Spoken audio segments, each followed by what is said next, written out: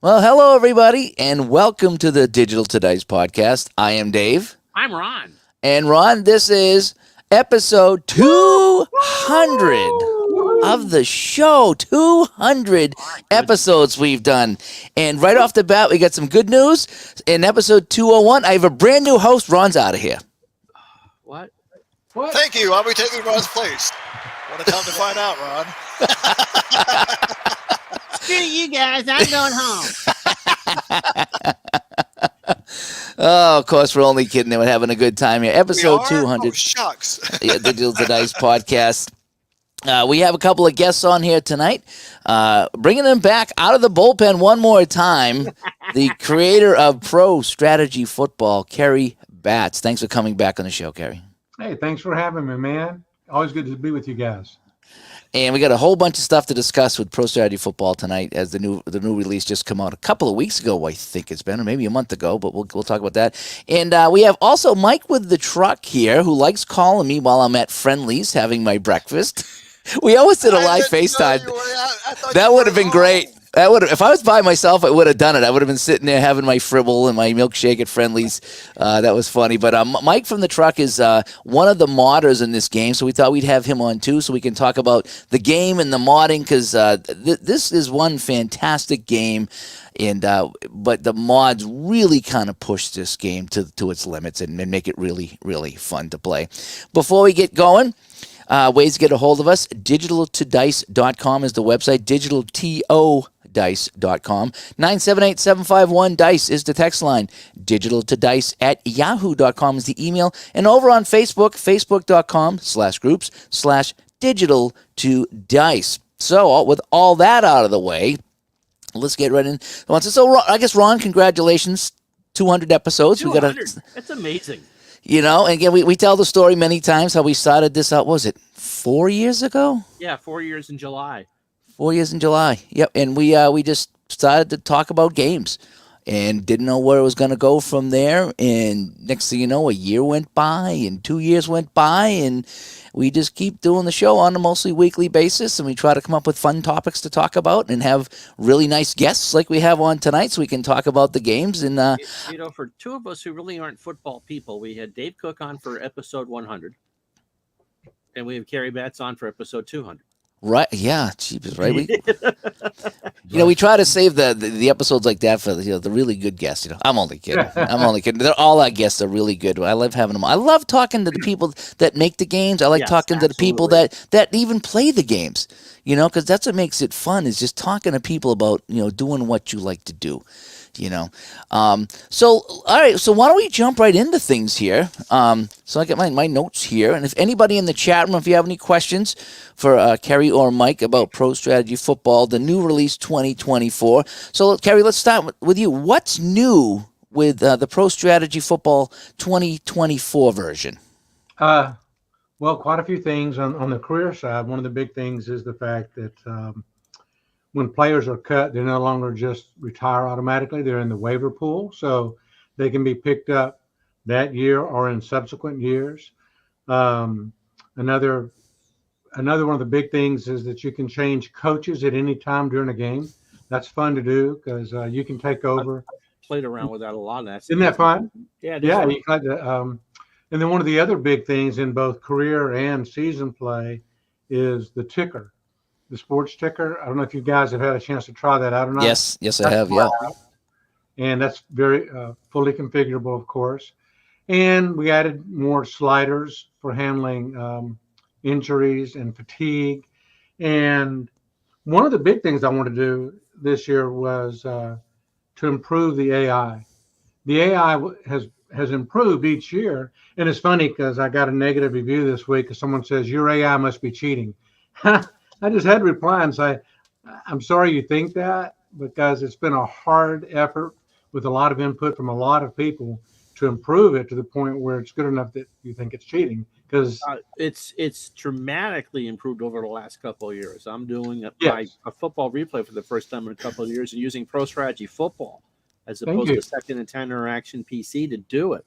And a lot of the times, I coach the offenses, so you switch from one team to the other with that, and I'm not changing the play calls a lot. Once in a while, I'll throw a wrinkle in, or if it wants to do a screen pass twice in a row, I don't do that. But really, I figured that I would have to call most of the plays or whatever. But no, I think I'm probably calling maybe 1 out of every 4 out of that. I mean, it's just seems to be really, really intuitive now. Well, thank you. And if you look at real life and you watch some coaches, and in the 2-minute offense, you're going to see them occasionally run a trap or a draw or a screen, and we may all yell, "What are you doing?" I remember TCU against Michigan last year. TCU ran it right down to the wire, and we were screaming at them because we live in Fort Worth that you guys are stupid, and they won. Like on the, I think that was the game where they won at the end. So I guess I was the stupid one. So yeah, so my game even will occasionally have you in the 2-minute offense. I try to do that, but often just really improved that 2 minutes, and that took several weeks and iterations with Mike and other testers. I'm trying to look at other things over here. Let's stick with that for a second. The Okay. AI.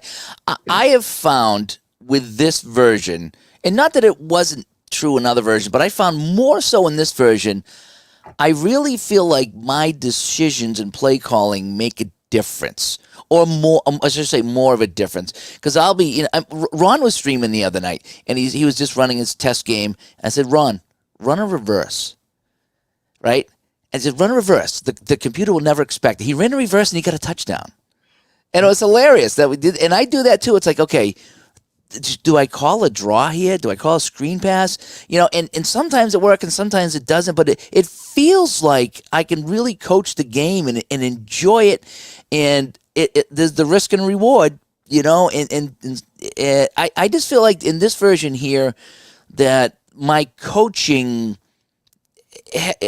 as bad as it is, I feel I have more of an input in that. Like the game reacts to my coaching a little bit. Does that make any sense?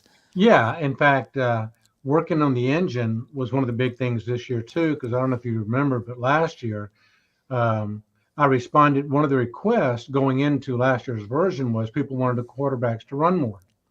Well, they did, and you had Brady running a lot. So this year, especially worked with Lee and Apollo here, Mike in the truck.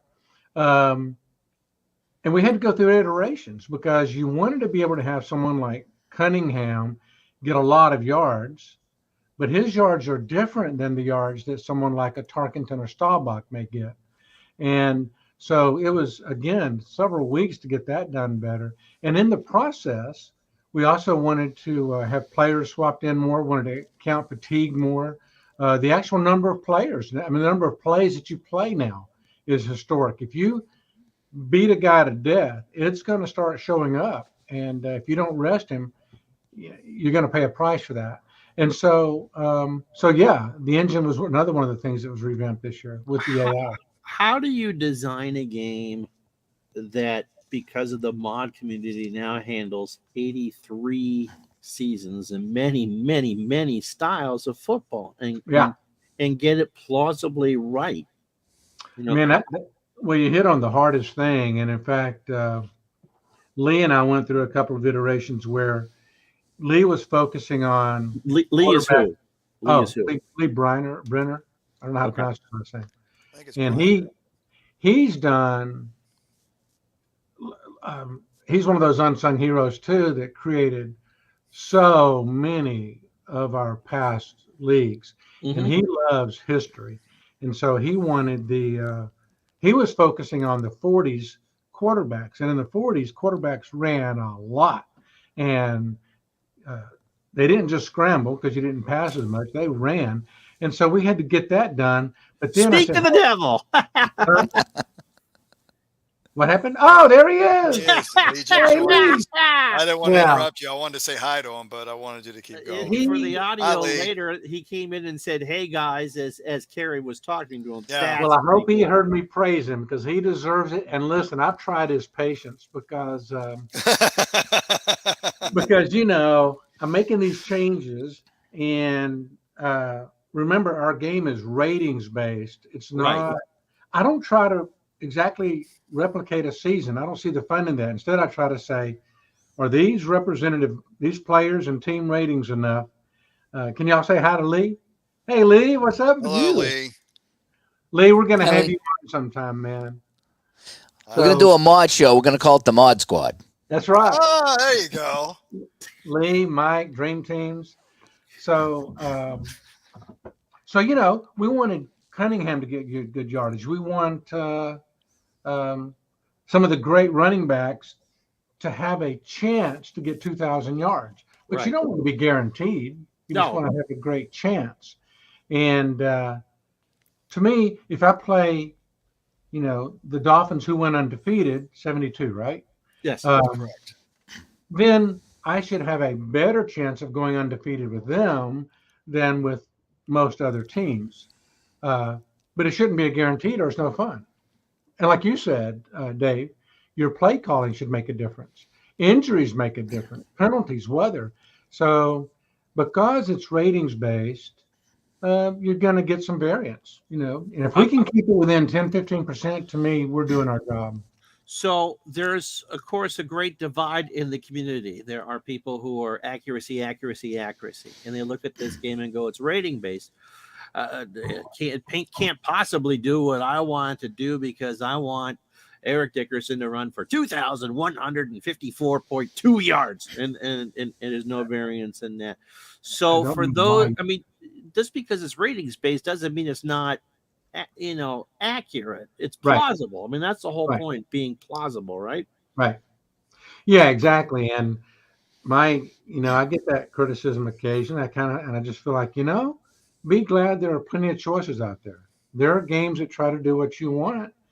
My game's not that game. My game, I want to be able to take the 75 Cowboys and win the Super Bowl. Although I've played Mike twice as 75 and 77 Cowboys, and I've lost both times. I'm never going to play him again.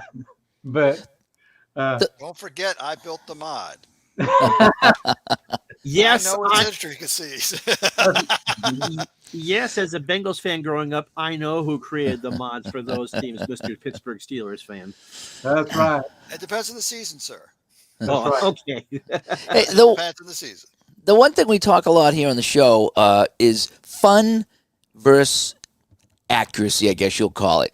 I mean, if you play a game that is super fun, but the results are off the chart, then, but conversely, if you have the most accurate game right down to this and that, but it's not any fun, what good is that? So where do you kind of put the slider on fun and accuracy in your game? Well, those are two separate things, right? So the engine should decide that the game is accurate. So if I call a trap on 3rd and 3, and I know you're going to have a man over center, I've got a pretty good chance of getting that first down because of the engine. That kind of makes it fun for me. And you gave it a great example a while ago. If I'm running off tackle, I'm running normal plays for a while, I know as the designer that the AI at some point, and it varies, but at some point is going to start keying on flow. Because I know they're going to do that, I'm going to throw in a reverse. Now, when you ran that reverse, if they were keying flow, you greatly increased your chance of getting a big gain there. So to me, the fun comes in, okay, I know it's going to be realistic. I know it's not going to cheat on me. So can I outcoach the AI, which thanks to people like you guys and other folks has improved year after year. And then the other fun, I guess, is just some of the things we add in there, like how many. I like watching a game occasionally. I actually took a college game. This was a version or two back, and I set it. Used the scenario builder, which I don't know if you guys have ever used that. It's one of the unsung features in the game that I happen to love. And I set up a scenario where I knew they were going to go into overtime. And that game went 5 overtimes because it was college. Wow. And that was fun. So to me, that's the balance, is you make it accurate. So you know you're not going to get cheated. You know that the results aren't going to be crazy. And then can you enjoy coaching the game or watching the game? Mm-hmm. I do like being able to flip back and forth between the two teams in the Yeah. game, because I like to play the offenses mostly, but it's not, sometimes I'll just play one team, but a lot of times I'll play this offense and swap to this offense, and I find that to be very fun. What I do is I was trying the automatic mode where you can kind of like hit the button and switch teams where you control, but I inevitably end up keeping the human control for both, and I pick the offense, and then the defense selects the defense automatically, and I just hit the button. I don't even look at it. I just like hit the OK button. That's kind of how I play it because I don't know. I don't want to see what they pick. You know what I mean? But sometimes when I'm controlling both teams, I may or may not call a timeout in a certain situation. Where there was one time I let the computer handle the defense, and they were calling timeouts. I'm like, I'm not sure if I would have called the timeout there. Not that it was right or wrong, but just my playing style. So I like having the option of letting the computer play the defense or letting the computer just pick the defensive play, and then you can still decline penalties and do the timeout. So I really do like that. The people in the chat room, I'm going to post some comments in 1 second here. We got a few more questions before we post some of those, so don't go anywhere. We will get all the comments up here. One of the other things I noticed in this new version was the injuries. You guys have done some tweaking with the injuries. How long and less and more injuries? Talk a little bit about that. Yeah, so that was one of the things that was discussed a lot the last couple of years too. And so again, working closely mainly with Lee on this, and the combination. We had that slider in there, so Lee would give me some feedback and say, well, I had to bump the slider down 1% to get realistic, or bump it up 1%. And so over time, I think we narrowed that in to where the default version is now good on injuries. I think we were having too many multi-game injuries, so I cut back on that. But there's a separate slider, so if you want that, I even made it possible, and I've done this before. I won't lie. I've even made it possible. Yeah, I'll allow injuries, but I'm not going to allow multi-game injuries because I did that one time after losing Staubach for the rest of the season. I was going to mention that. Yeah, so there's a box you can check that says "Do not allow multi-game injuries." Correct? That's right. That's okay. Right. Is there a button to reset injuries by chance? So that's a funny question that you asked. That is not in the game. That is something I do as a debugger. I never thought about that. Is that something you would like? Well, I was playing. I think Ron. What team was I playing? I was at 86, and he had Stanley Morgan miss half the year. Yeah, Stanley Morgan went out in the first couple of weeks, and he was out for 8 weeks. He came back for the playoffs, but that's the Patriots' best receiver. And if I was playing the Patriots and they lost their best receiver in week 1, well, that kind of kills the replay for me. And I know the old school people, hey, well, you got to fight through it. Well, I want to have Stanley Morgan. That's why I chose this season in this team. And then I hit the button and said, do not allow multi-game injuries, but he had already been hurt, so that didn't affect him. So they played the rest of the season without him until the playoffs. I think he came back. But like I said, there are a couple of other games that I play that do allow you to reset injuries. And sometimes just when they start stacking up, you're just like, oh, man, this is too much. I either quit or I got to reset the injuries and then get on with my fun. And then the fun versus accuracy, that's where that comes in, where I would lean more towards the fun on that. So is this in a season or a career? That was in a season. Okay, because career will let you save and restore backups. I could add that to season as well, so that you save your season periodically, and then if you don't like something, you could go back to that. Oh, that's an interesting idea too. Yeah. Now, but let's follow up on this. What did you call it? Recover from injuries. Reset all injuries. So would that be team-wide or league-wide? Or I guess it could be either one. I mean, if you were controlling a team, you might say, hey, I want all my guys to be free from injury going into the playoffs because I really want to see how they would do in the playoffs. Or maybe you'd say, let's reset all the players and see how they do, because you don't want to go into the Super Bowl with Montana hurt and Rice hurt, going up against, whoever and their quarterbacks hurt. You want to have the best versus the best, So this gets into, you raise a good point. Sometimes there are things that are requested, and my thinking is sometimes, why would you do that? But my response is always, I don't care why you do that. If the users want that and it brings them fun, because I do that in games, right? And like I said a while ago, I turn off multi-game after losing Staubach.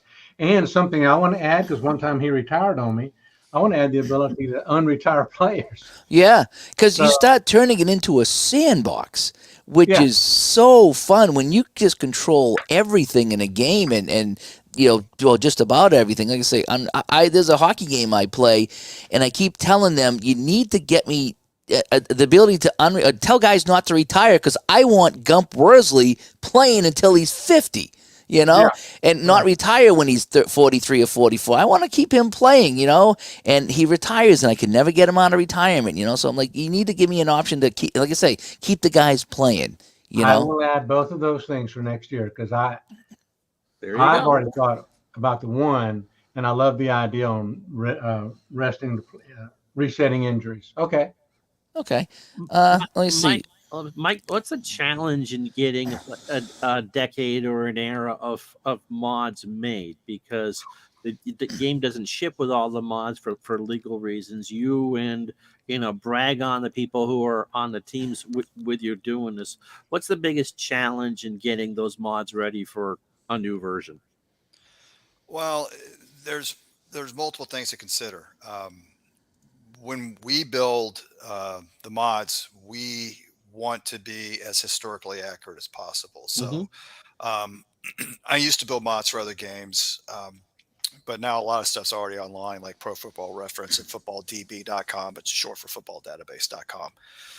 Um, so we'll go through there. I mean, and they have so much stuff listed. They have jersey numbers. Hello, Carrie's gone. Uh-oh. Just keep talking, Carrie. I'll be back. I hope so. Yeah, so do we. Yeah, well, you don't want the Mike in the Truck show. Hey, there he Welcome is. There back, we Carrie. go. Welcome back. You hit the wrong button, Carrie. Sure Jeez. did. Shazam. Go ahead. So we want to be historically accurate. So I mean, a lot of those websites, it's all public domain. So jersey numbers and the college they went to. So we would shove all that, whatever Carrie's engine was, we would shove all that in there. We try. Now we're human beings, we can make mistakes, Right. but it's typographical errors, wrong jersey numbers, stuff like that. Um, so we go through that.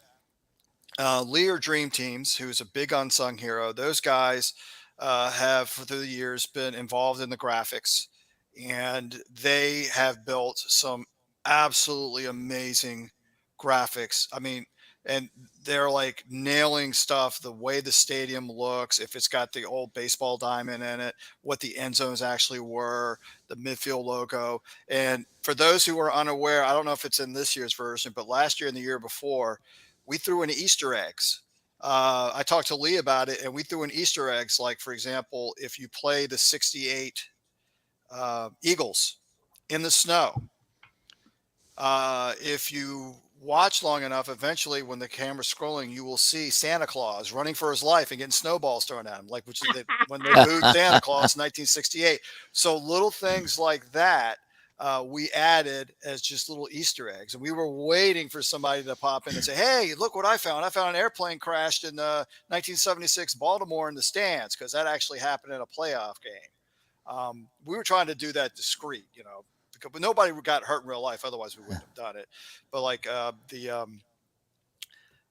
if you play 1990 in Philadelphia, you'll see ambulances because it was the body bag bowl. We didn't want to do the body bag game, but we were trying to do it in a kind way. Yeah. So with the ambulances, stuff like that.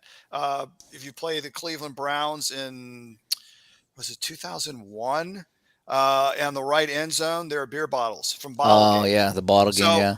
little stuff like that, but you have to play the right team in the right stadium in the right weather conditions. But that was just added goofs that were put in. The what was the name of the guy? The Rainbow Man he would hold up the signs. And, the John 316 guy, right? Yeah, him. He's in more than one stadium in the 70s because he appeared in more than one stadium. Yeah. You just have to. You might see him in the stands. And I really wanted to get that guy in the Chicago Bears that, like, I forget, they kicked the field goal. They kicked the extra point, and he dove out of the stands. Remember on Monday Night Football, flying in the air, and he caught it. I wanted to get. I was hoping to get that in there too, but I don't know if at least as many of the Easter eggs are still there. Good, but I've just given away a lot.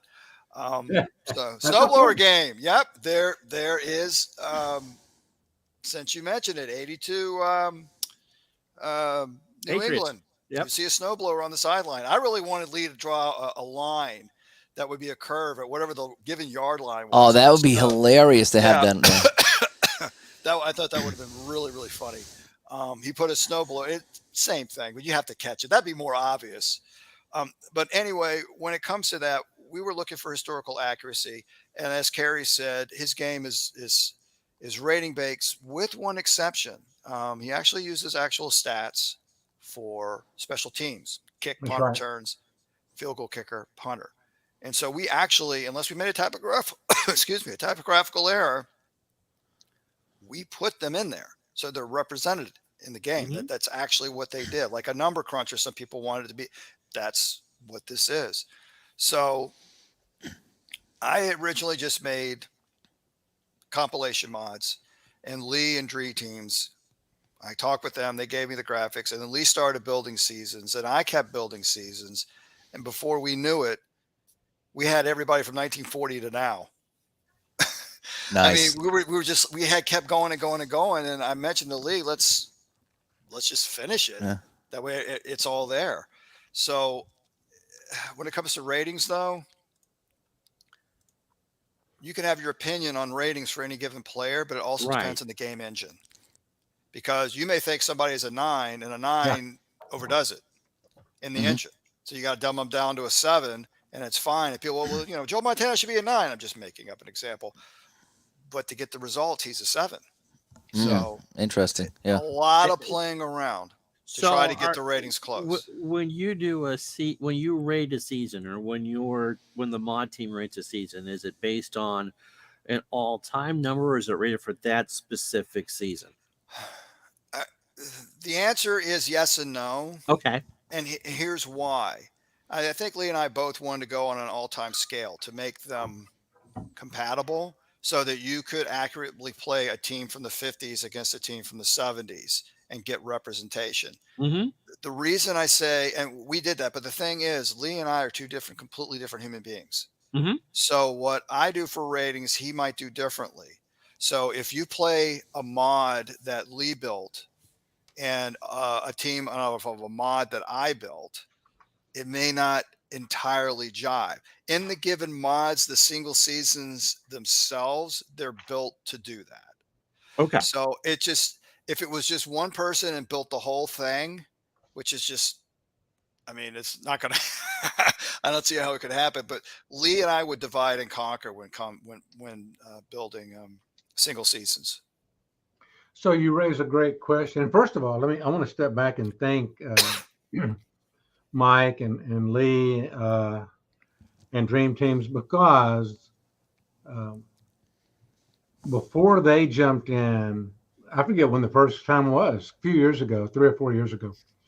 And I'm a programmer, and I was going brute force on creating the schedule each year, and I had these kind of blinders on, and these guys said, if you could somehow represent the league in a CSV format or some kind of format, and if you could represent schedules in a CSV format, and after I smacked myself in the head, why didn't I think of that? That's exactly what we did, and then they've run with it since then. I do want to answer Bernard's point about injuries. Yeah, I think it'd be pretty easy to click on a player who's injured and have a pop-up that says, recover him or something, or perform a miracle or something. And then we could do Mr. Miyagi, Daniel-san. It's that vitamin B12 shot we talk about. That's right. Now, you talked about the graphics are better, and I think they are too. And so going back to Lee and Dream Teams, one thing, I probably shouldn't give this away because I don't know if it'll work. We're investigating, we're evaluating, can we zoom in on the team and players next year? Maybe 2x, 3x, maybe a variable amount. Well, that means changing my code to follow it, because now instead of just horizontal, it's got to follow it multiple dimensions. But it also means they would need to probably recreate more higher definition fields. But they do such good work. I just wanted to throw that out there that if we can, we'd like to do that as well. I've been streaming my games this year in 4K.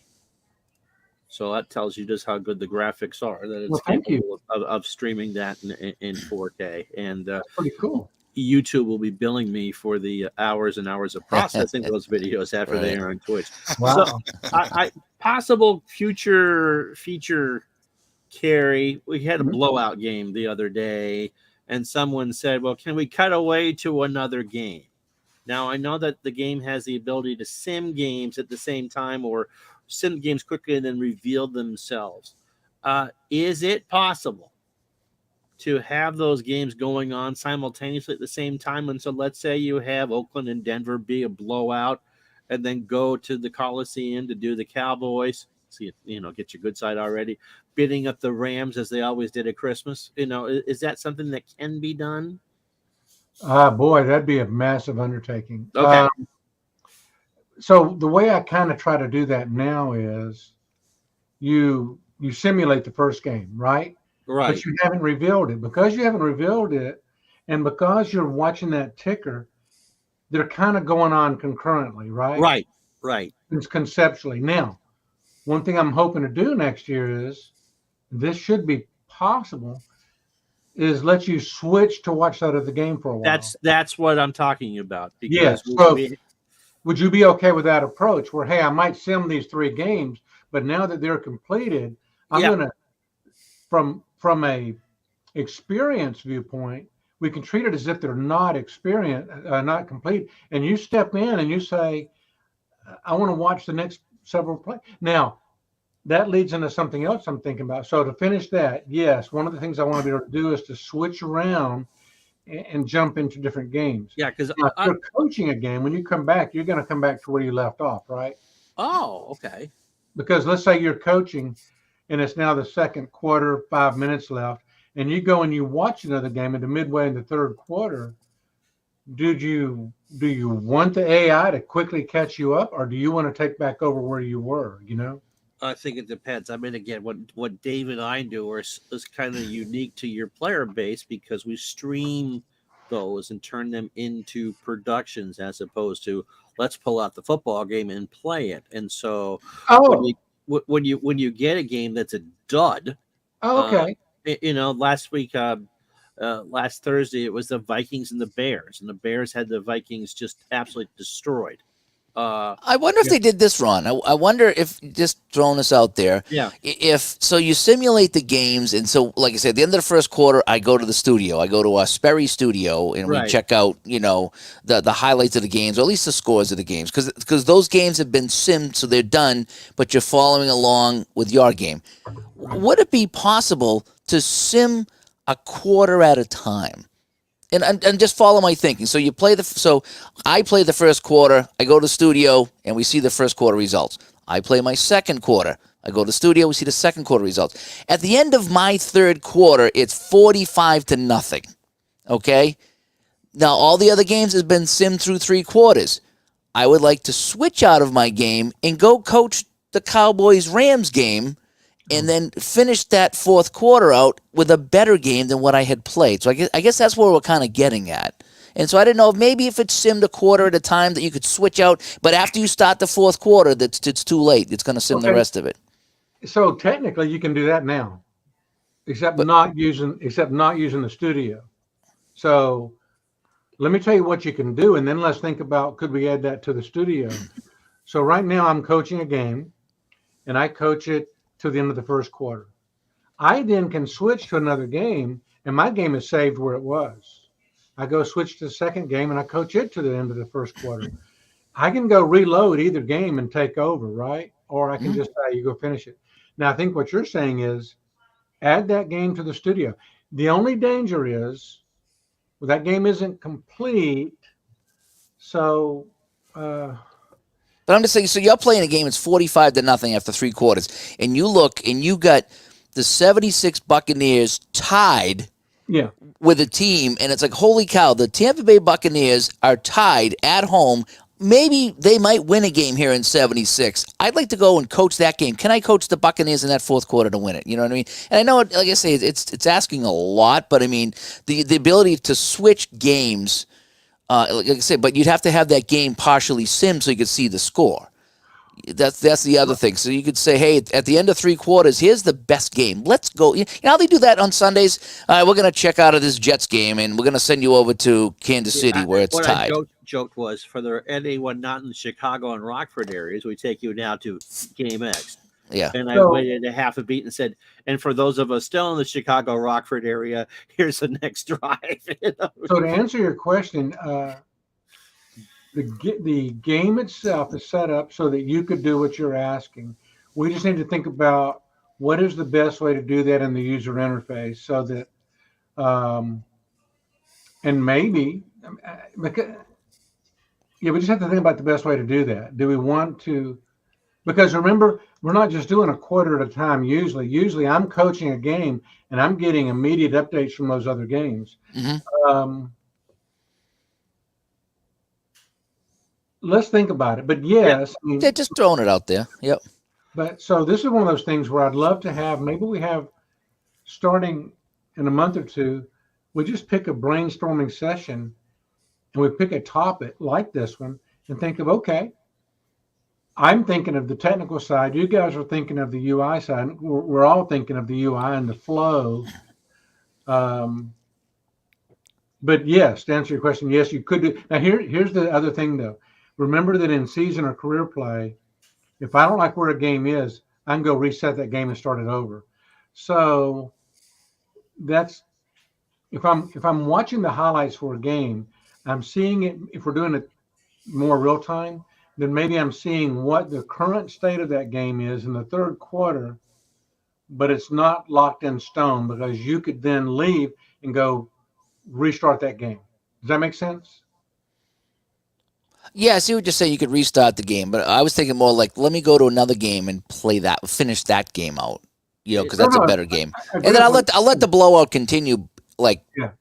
You know, let the computer finish it. You know, because I ain't gonna touch that. You know, but in 2nd and 10, you can switch from game to game to game, and that's because they kind of all run like you said game simulcast and just big. And if you so if you get that situation, you can go through, or you can freeze your game and then go to something that's coming down the last drive. And then bounce Again, back, yeah. I mean, we're not, every game has its strengths and weaknesses, but that's something that can be done, but it's not a lot of graphics in that game either. I mean, what you got is a little more of a complicated engine as far as being able to do, stop a game, start a game, and then either go finish the game that you're trying to pull out of, just like, congratulations, it's now 46-0 Cowboys. We really want to watch any more of this? No, we don't. Yeah. It's just something we talk about, so we thought we'd bring it up. You know, the idea to jump into another game.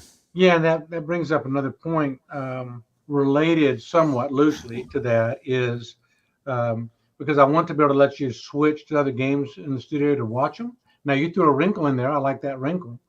But another thing I'm hoping to do is wouldn't it be able to, I know I've wanted to do this before. I see where a team won the game in the last seconds. I would love to be able to go watch that last drive or watch any play in that drive. So I'm thinking that's something I want to add next year is the ability to watch any drive or any play of the game.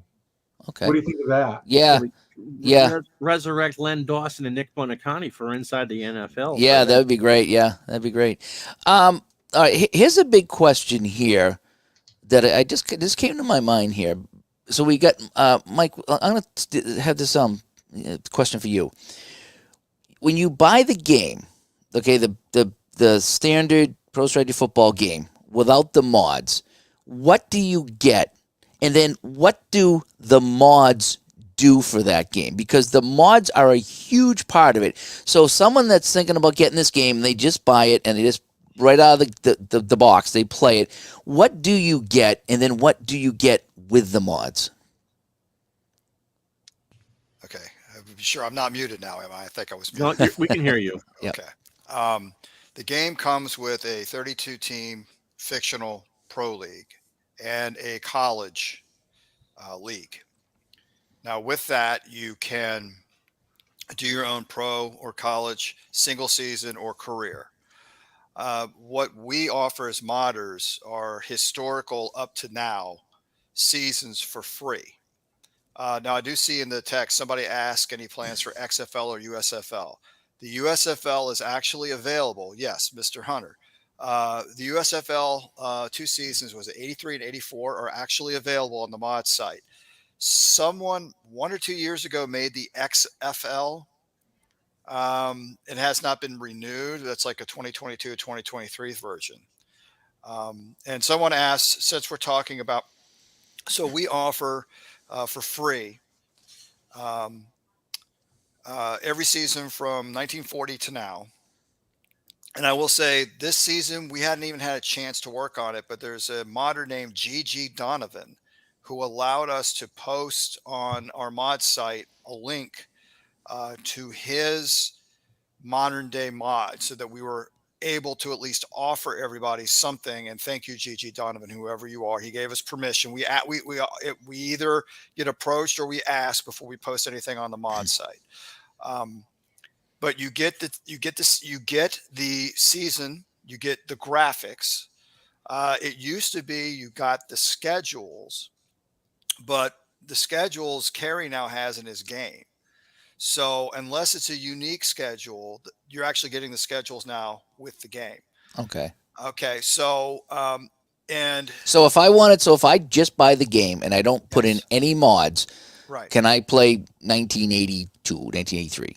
If you If you don't create put them, any mods in, you would have to build it by hand yourself. Okay, but you said the schedule was in there though. yeah, The but schedule is in there, Okay. correct. But you would have to build a 28 team. It was 28 teams back then. Okay. You'd have to build a 28 team league. And And then then use that schedule. Okay. it would use that schedule. Now with the mods, we try to be as historically accurate as possible. We're human beings. We might have made mistakes and you might not agree with the ratings and all of that. We don't care what you do with the mods after you get them. You can modify them to your heart's content. You can add players. You can boost or reduce ratings. We don't care. They're yours. We gave them to you. We want you to have fun. It's all about you entertaining yourself. So we don't take offense if you change it. We're just not asking to like re-release it, just because we've have an established mod site. I mean, if for yourself, knock yourself out. Another thing that's great about this game, it's not just the leagues and the graphics. There are other mods out there. Somebody, I don't know if it still works, actually made a face generator so that you could have different players. Looks like something out of Tecmo Super Bowl, where you could have it just randomly generate faces, and you could use that for images. And that's another thing the mod site offers is images of players and coaches. Again, that's for free. But there are also sounds. There are actually sound mods available of, I'm not going to name names, but individuals calling games. yeah, And it replaces, if you load that mod, it will replace the default sounds. So you're hearing different announcers calling the game. And somebody asked about music. I saw in the text, can you get permission to use certain music? Well, here's the thing. You don't need permission if you already own the music yourself, a CD or a download. The reason I'm saying that is the game comes with the ability of having a music playlist. I see. There's a music folder. You can put MP3s in there. You can select a song, have it on random, whatever. So if you have actual music from a league, you can drop it in there. And if you own it, it's yours. Nice. You have the rights to do with it. Nobody can give it to you, but you own it. It's yours. So you can play it in your game. Yeah. That is we correct. have So the 70s game, music. Yeah, so you can have the music and sound effects. If you know how to record sound effects, somebody said, can you do, instead of unnecessary roughage, can you have the sound a clip of saying, giving them the business, which was a famous, right. Well, I mean, yeah, unless you have that sound, if there are in the sound folder, there are penalties and sound effects and all that. You can change them out, just rename them what that was. So if you have that clip, you can have anytime there's that given penalty, it'll play that clip. So Okay. the game is made to be modded out the wazoo. Kerry really took into consideration that people could have their own sandbox. So he's made so much moddable, including now, and this is something I suggested recently. You can have your own images for like the mother screen or other screens in the game. You can have, if you want to create your own for your own league or an actual league, you can take that picture and you put it in a folder. And instead of saying Pro Strategy Football 2024, it'll say whatever Hmm. picture it is you have. So you can Interesting. customize those screens. Yeah. That's new this year. Yeah, 'cause I know Ron wants to put some Motorhead in his game when he plays. You know, If that's what he wants, we can't offer it up to you. Nobody can offer it up to you legally, but if you already own it, put it in the game, Ron. You can drop it play in the folder and there you go. some Motorhead. There you go. Who? So just to be clear, when you get the game, you get the basic game, and you can play it. But if you want to play any of the old NFL seasons, The ones that we show off, the right? ones that we play, you get to the mod site and you drop them in. And this year you just extract into a folder. It was really easy this year when I did it. And then so I think you have, is it the decades that you have it set by decades? Yeah, and that's something we changed starting last year. And the reason is we were offering individual seasons. And each individual season, and that's honestly what a lot of people do. I only care about X, Y, and Z. I don't care about anything else. And that's fine. But it was a graphic overload. Those graphics are big files. Yes, they are. So if you wanted to download so many seasons or everything, you were doing them on an individual basis and you were beyond overloading. I know that Dave was concerned about hard drive space. This was even bigger than that. And a lot of those graphics were redundant. Like the Cowboys used to say, I'm making up a time frame, the same uniforms from 1970 to 1983. I'm just making up a time frame. So you've got them all individually, the same graphics over and over and over and over again. So Lee and I talked about it in Dream Teams and we decided to go decades. The league files are really small. They're not that big. It's not a problem. And you can play without the graphics. It's just you're going to have generic everything. But with the league files, Lee went through history and looked at what years the uniforms were, what year the midfield logos were, the end zones, the stadium, indoor, outdoor, all of that. And he made a folder like Minnesota 1970 to 1974 for uniforms. And, so that way, when you download the decade, you're downloading 10 years worth, but if you're going to do those 10 years anyway, it's actually less space. I see. So I hope Okay. that makes sense. So Yeah. we're trying to consolidate. So if you only want 1976, unfortunately, you have to download the entire 70s decade. So Okay. there's give and take. Which way do you go? Right. Right. Okay. So anybody has a question about Pro Strategy Football, now's the time to ask. I'm going to go back to some of the comments in here because I don't want to ignore anybody in the chat room. A Cleveland baseball fan is joining us here. Zeldaran is here as well. Michael, thanks for stopping by. My buddy Ray in Connecticut, who we've banned from the chat room. Should, Ray. We banned from the chat room. Oh, hang on one second. He's from Connecticut. Whereabouts? Or how unique to personal? I think he's in kind of the southern part of Connecticut. Oh, Just outside of Hartford, I think. So. Well, I used to live outside of Hartford, so that's the only reason I say that. I had an uncle lived in the Waterbury area. Okay, yeah, I know where that is. I've been there. David C. stopping by, and John, it's 200. We're not at 201 yet. That'll be next week. Noble stopping by. Bears Den. Oh, Bears Den. I'm sorry about your Bears. I'm so sorry about the Bears. Go play an older season. Go back to 85. Play them. Thank you, Bernie, thank you so much. Oh, Lee was here. Yep. Fenner stopping by. He's still playing his Pro Strategy Football with the 2013 Seahawks. That's great. Bernie, congratulations on 2024. It's the most improved play sim, and it's most improved. Yep. The game's accurate and fun to play. It is. It's accurate and fun to play. Yeah. Lee says those 70s Bengals teams are underrated. Yes, they are. The helmets are. The helmets are underrated. I like the helmets. Could I jump in here and get a little off topic? But because he was talking about underrated,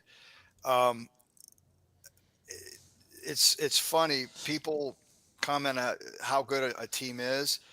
And it's not just Pro Strategy Football. It's other games I found this. There are teams that you would be thinking, there's no way they were that good. But if you use, like, for example, the 2012 Texans, they are super, super hard to beat. And I don't care what video game I don't care what sim you're using. Just don't ask me why. They are just super, super hard to beat. Same with the 67 Raiders. They are super, super hard to beat. They should, if you play a lot of these games, you're going to find, not just Pro Strategy Football, but other games, you may find them running over the Green Bay Packers in Super Bowl II. Oh, Don't ask wow. me why. 56 Giants, they don't do very well. They were a great team. And I remember saying this to Al Red Sox fan, I actually cheated them a little bit with the ratings to get them up so that they could actually win games. Because when we do ratings, we're basing it off of their stats. Right. And we're trying to be realistic so that you will get those stat outputs. But I had to cheat it to make the 56 Giants, be able to actually win the NFL title. It's just funny how it works. Teams that you would think would be great are not always that way, and vice versa. Don't ask me why. And it's not just this game; it happens. Other games. Yeah. Yep. What happens in I'm other sorry games? to interrupt you. I was playing the 72 Stanley Cup Finals with the Bruins and the Rangers, which the Bruins won, and I played in 2 or 3 different games, and the Rangers crushed them. Rangers absolutely crushed the Bruins, and then Ron played a game too. It's like, yeah, the Rangers are a good team that year. Maybe they should have won the cup over the Bruins. So anything can happen. Back to the comments. Marlon, 73, getting back into cards and dice. Good job. Good job. Love your banner back there, Marlon, too. Yeah, that's great, I'm a huge man. fan of the Little River Band. Nice job. Richard, thank you so much. And Fox Crew cards. Can't wait for 400. Oh, boy. That's a long way off. What would that be? Pro Strategy Football 2057? There you go. Thank you, Mo. Thanks, Mo. Let's see. They were talking about the snowplow incident here when we were talking about that. And Rob wants to know, are there any Easter eggs in Buffalo when Brady plays there? Ask Lee on that one. I don't know what he's done. Thank you so much, Rob, for that. Rob. David C. Any obscure referee calls like the unnecessary roughness call for giving him the business? You can make it. You can take the time. You can actually insert it to the game. We need to get first down. We need to get that in there. Oh, okay. We need to have you record that for us. Let's see. Make it as configurable as possible so that you can do stuff like that. Thanks, Gary. Bernie L., thank you so much. Tommy Ballgame, thank you so much. Gary says the mods are incredible. Yes, they are. Lee was saying that you could play the 1982 schedule and rules when we were talking about that. Speaking of schedules, that's something else that comes with the game. You have the option of playing both strike seasons, 1982 and 1987. Oh, the nice. Actual schedule that they actually played, or the full 16-week schedule. So if you wanted to bypass, let's pretend the strike didn't happen for 1982 or 1987, you have to pick the right schedule. But yes, you actually can. And this may sound kind of messed up. Last year, you can play last season's schedule with or without the Buffalo-Cincinnati game. For those who want to do, I talked to Kerry about it. I said, the only reason I'm suggesting you have both is because there's some purists out there that might be like, well, that didn't really happen. Well, now you can play it for how it actually really was. So you have the option. I know it's kind of that's maudlin, but it's true. You're absolutely right. Yeah, it's kind of a subject, but that way nobody can say, well, that's not what really happened. Well, you can play it that way. Yeah, that's interesting. I like that. So couple yeah, we got more questions for you. Anybody in the chat room, if you got questions, let us know. I'm seeing that 3 downs is an option this year. Does that mean there's a CFL option? And could you do with the 110-yard field? Okay, so you're asking too many questions. Always. That's why you're here, Kerry. Because you can now do 3 downs. You can do a 20-second clock. There's other things we added for CFL. A fella has sent me a field. I will say that conceptually, I might be able to add that field. The question is, with all that I'm doing for next year, whether it will make it into the 2025 version. Okay. If I can, I will. I don't know yet. But I don't know if everybody knows, but you can configure the rules in the game.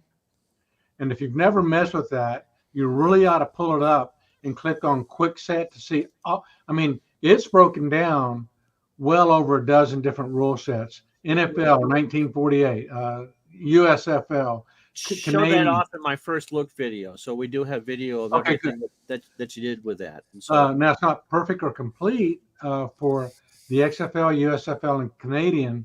They're not like I don't have that you can go for 3 and stuff like that yet. Got to leave something for future years, right? For our 400th episode. That's right. That's right.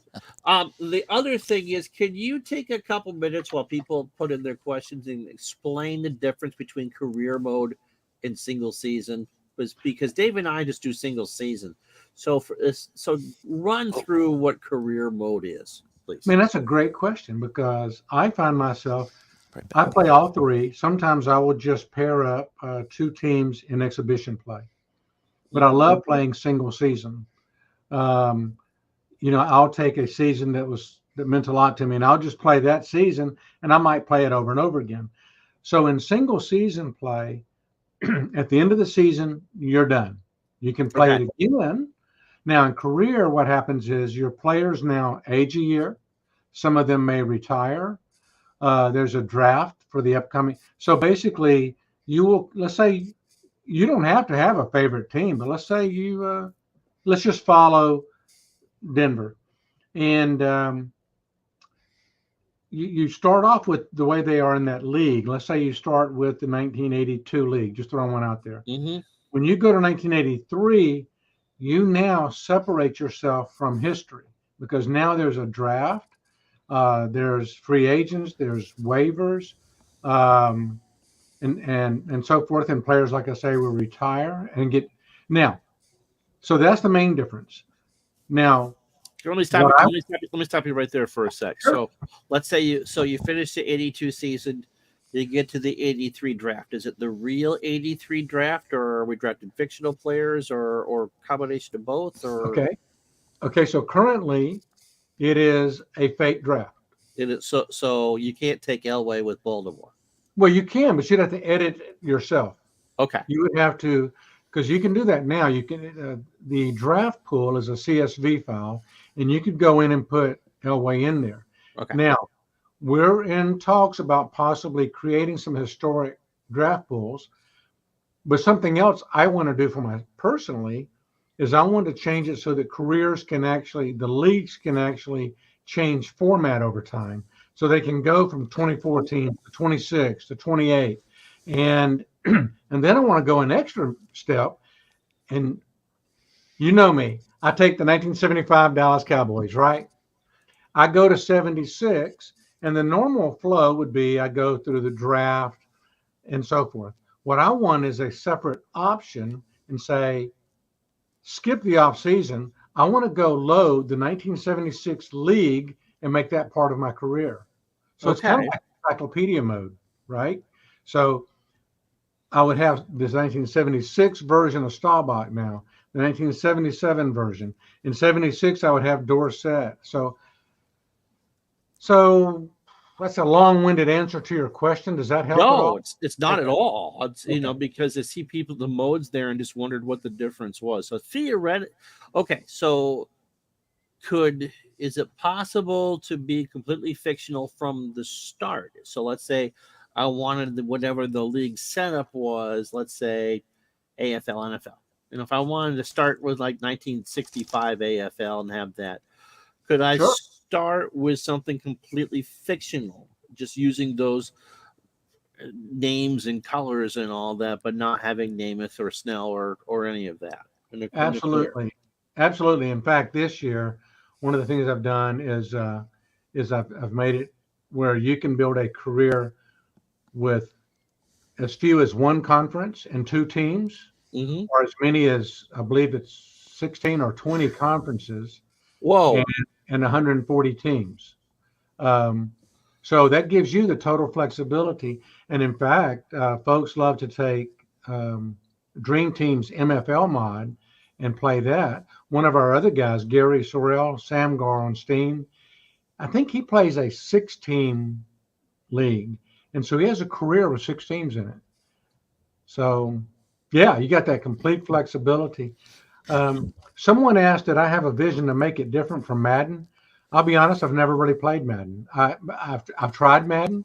That's not my kind of game. Mm-hmm. I think it's a fun game if that's what you like, controlling players and all. My game was basically I wanted to take the board games that I grew up loving, Stratomatic, Pay Dirt, Atba, but then go beyond that to create because we used to see the old text games. Remember those text games? Oh yeah, They were pretty realistic, but they had no animation. Terry, talk a bit about the Tom Landry stuff, because people may not know that. So I was 30 years old, went back to school. I wanted to get a computer science degree, and it came time to write I either had to write a thesis, which I knew I did not want to do, or do a project. And my brother and I loved playing board games, whether it's Third Reich or Pay Dirt or something. But now we were living far apart. And so I thought, for my project, I just want to write a football game that Kenneth and I can play. It never dawned on me to make it add career, get it endorsed, sell it for money or anything like that. It was for me and him. And the school loved it. I got my master's degree. And a fella said, you need to go show this to these other guys. And I was like, okay. Oh, and the graphics were horrible back then. You would have laughed. I mean, it looked like some kind of powder puff football. And so they said, would you be okay with showing this to Tom Landry? And I was a big Coach Landry fan. So I was like, so after they scraped you up off the floor that's right. So he endorsed it. We had that for a few years. And then that company, life moved on. I got a real job. That company wound up going out of business. In 2010, we had a family thing happen where one of my sons suffered a traumatic brain injury. And so the family pulled together to help him. And my other son said, Dad, we've all learned something here. We've learned that time is short, and you keep saying you're going to someday pick up that game again. Do it. So in 2011, the first version of my game came out on iOS. So there you go. Long story. Nice. Al, I think he might have left the room here, but I had the same question. Any chance of a fantasy draft coming to the game where you can release everybody into the wild and just pick your own team? Yeah, in fact, if I look at my top priorities for next year, I listed some of them. I want the ability to take the Cowboys and change the format of the league every year. That's a lot of work. And then one of the other things is I want to be able to zoom in on players if I can, and I want to be able to have a fantasy draft to start it. Okay. The other thing, trades, the ability to trade some players. Yes. So I worked on a design this year. It is a big effort. But I'm very confident. Now, if you listen to all I'm saying, every one of these things is big. So I'm hoping I can get them all in there and throw in a bunch of smaller things. Like, to me, adding more stats, rookie of the year, those kind of things I can get in. And they're not quite as big as some of these things. The trading the players, my plan is to have it in there for next year, but completely human driven. So I'm the GM. And I can manage a trade. So it's up to me whether it's going to be fair or not. Mm-hmm. I can trade players between Denver and the Bears. Yeah. I don't know who's going to win that trade, but so yeah, but there's no AI, because if you look at it, most games that do AI driven trading, they don't do it well anyway. And that would take me an entire development cycle at the cost of everything else. I loved just seeing how different quarterbacks would do on different teams. So yeah, you'd be able to put, Bradshaw on the Steelers. I mean, that's stupid. That would be the case, yeah. On Oakland, although Stabler, pretty darn But, good. Yeah. but if you could take like Peyton Manning and Tom Brady's and Yeah. switch them and do that, that would be quite interesting to see Yeah. what would have happened. Yeah, with you that. could do that. Yeah. So, The other question Al had was, do defensive players individually get fatigued, or is it just a defense as a whole that gets fatigued? so right now it's seen as a whole. Okay. Because you hear of the defense tiring, and if you keep them on the field a long time, they tire. But that is another one of the things that's in my list. Yes, I want to tire individual and defensive players, which means I've got to have the AI swap them out more. So Okay. I got a handful of weather questions, actually, for both of you guys here. The first question is the weather just for show, or does that have some kind of impact on the game? it does. It does. So for example, if you're running sweeps in the snow, you have a greater chance of slipping. On the other hand, if you run some kind of pass pattern that has like a comeback and it's raining, since you know what you're doing and the defender doesn't know what you're doing, there's a greater chance of him slipping. So Oh, you still can interesting. slip. Yeah. Interesting. Okay. And so yes, the precipitation plays quite an effect. The temperature doesn't. If it's cold, it doesn't really affect you very much. Same with the heat either. Does that help? Yeah. Does the wind affect field goals? Yes. Yeah, you want the wind at your back if you can. Is there ever a crosswind that'll force it wide? Not at this time. No. So it's just in your face or in your back. Yeah, I thought about that as well, but Okay. not yet. There's no buffalo kicking effect. Okay. in having Mike, this one might be for you, because you were doing some of the mods and the schedules and the whole bit. Is the weather completely random, or did you have it kind of dialed in for each game as it was? Well, this is something I want to say that came out last year, and this actually had to do with us discussing this with Carrie. And someone had the idea,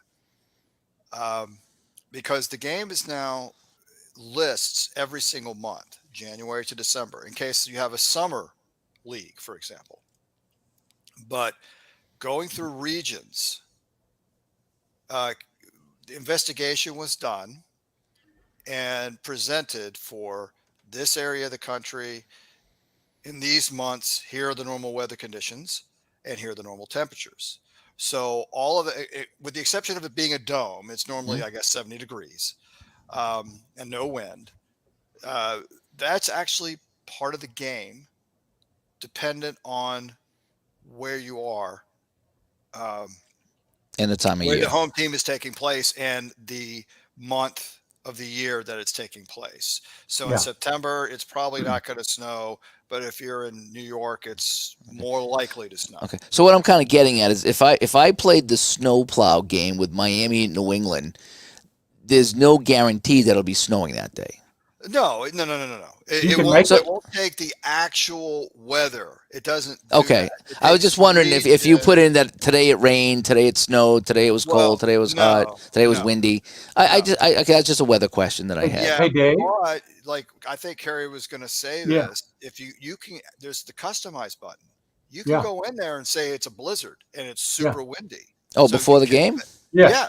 So you can customize it. So you can make the weather what it was. Yes. You Yeah, absolutely- you guys need Oh. to check that button. That button gives you a lot of flexibility.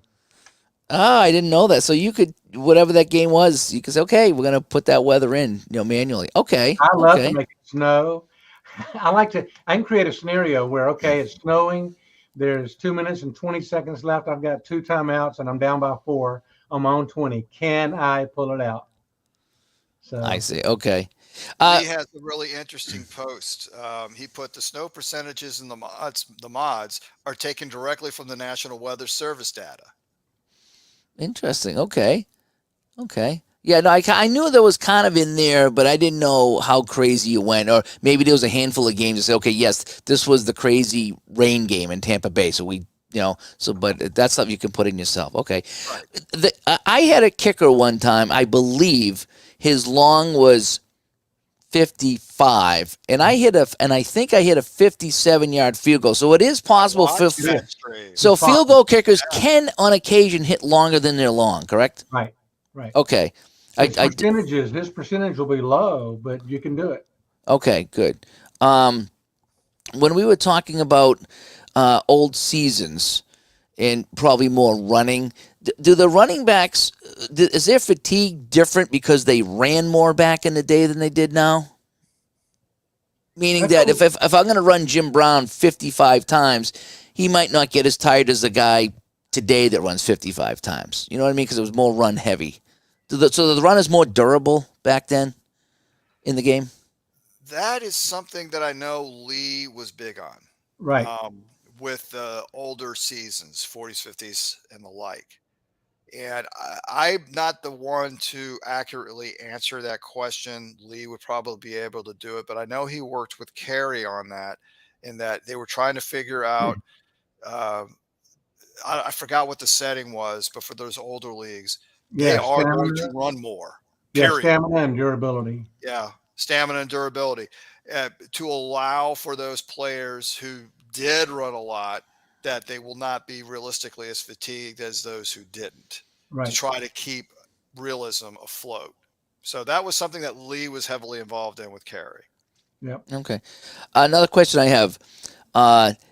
When you change a formation or you change a package, especially on offense, you change a running package to a passing package, does that tend to create more delay of games? No. Or is that just kind of my imagination that when I'm playing the game, okay, I'm going to bring in the jumbo package and I get the first down and then I bring in the trips wide and then I get a delay of game because they're shuffling players in and out. So that's kind of just a random thing. That's not okay. I didn't know how crazy that was. Okay.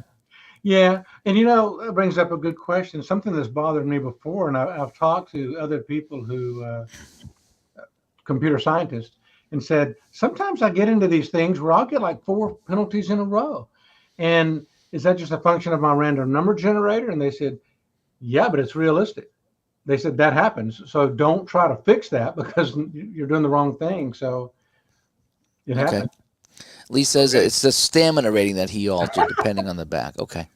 So look at the next comment. I'll give it. Yes, Mike has a lot of money. He's cooking dinner behind him. I just to let you know what this is. The reference Mike in the truck, or I know Ron has said Mike from the truck as well, had to do when I would direct him and Al calling Pro Strategy games. And so when he was talking to me, he would say, "Hey, Mike in the truck, what's going on?" Like if something happened or whatever. The reason he called me that, because like I actually am a TV director, and what's behind me is an old control room from the 1990s. I mean, this is back when we used a 4x3 and TSC, but that's an actual control room that I worked in. So to make it look like I'm in a remote truck. It's actually not a remote truck that's behind me, but it's a picture of an old control room from the 90s that I actually used to work in. So interesting. What's running back there is broadcasting equipment. I worked in 1988 with a local cable company here, and we were working with Walter Killer Kowalski on wrestling. And I had just come out of high school. I was out of high school 3 or 4 years, and I was big into TV production.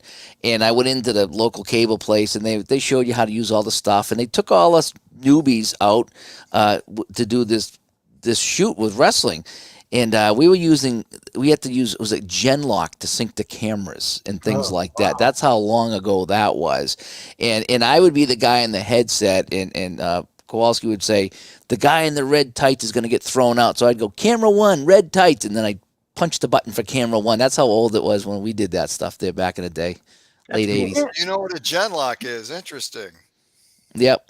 And they couldn't, I was the one that figured it out, and only because I remembered from high school, but now it's all computers, and all that stuff's thrown out the window now. Yeah, it was to keep all the cameras in sync. Yeah. Because the timing could be slightly off. It's to make it so that they're all in exact time with one another. Otherwise, there could be a little bit off. Mm-hmm. So, That's pretty cool. Yeah. Yeah, it was kind of fun doing that. I remember I had the camera one night. I used to like to do the I forget what they called, the director, what he was called. I used to like to do that. Camera 1 here, camera 2 here. But one night I did the camera at the event, and I'm hanging onto the post like this with the camera, and the guy's beating, and he saw me, and he kept pushing the guy toward me, and I'm going, I'm going to fall. Someone get behind me. He says, and if you don't care about me, care about this expensive camera that's going to hit the ground. And it was so fun then. Now we had a good time with doing that wrestling stuff. Oh my Um, God. Kerry, I had a question regarding the formation. So when you're in a hurry up offense, or let's say a no huddle offense, is there some sort of penalty when you do change formations? Because obviously you're not necessarily changing people, and so that would, yeah. I've thought about that. So right now, if you go no huddle, there's a slightly increased chance, slight, of of being offsides on offense, but it's not modified by whether you change formation. I thought about I should at the very least, if you bring in, because if you're in a pro I formation and change to pro set, that's not a big deal. But No, if you change from one back or from pro set to trips, that's kind of a big deal now. So yeah, I thought about that, but I have if you're not done. changing formation, yeah, you kind of if you're changing personnel.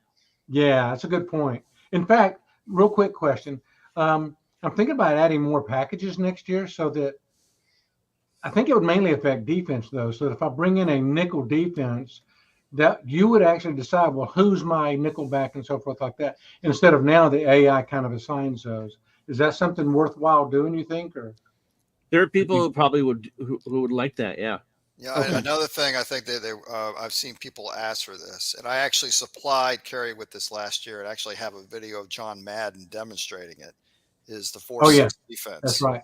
That's right. So we could put that on the Bears, for example, or the Houston Oilers from I've gotten 1993. questions about whether the 4-6 is in the game. It's not as of yet.